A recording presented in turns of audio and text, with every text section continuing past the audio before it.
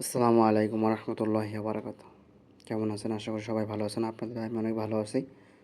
তো ঈদের মার্কেট করতে গেছিলাম গত 28শে রমজানে।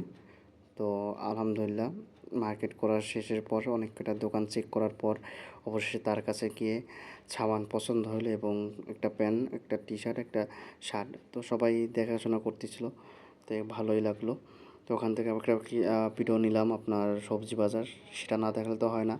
এটা অবস্থিত হয়েছে সাজ্জা 12 নম্বর বাঙালি বাজার বলে পরিচিত।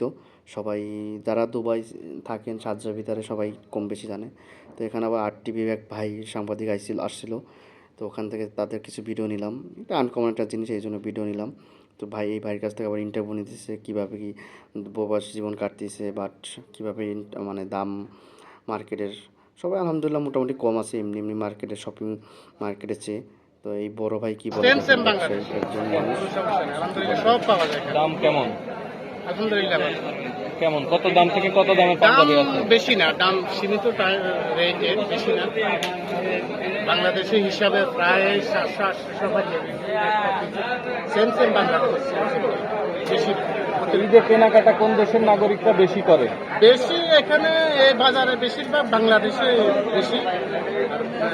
আপনার পাকিস্তানি আছে একটু। পাকিস্তানে তো ঈদের ঈদের পাকিস্তানিদের আমাদের এখানে পাকিস্তানিদের কাপড় করে চলাই, আমরা শুধু বাংলাদেশের সামানে বেশি। বাংলাদেশের এবং ইন্ডিয়ানের সামান এখানে বেশিরভাগ পাওয়া যায়। বেচা কেনায় খুশি আপনি? আলহামদুলিল্লাহ মোটামুটি।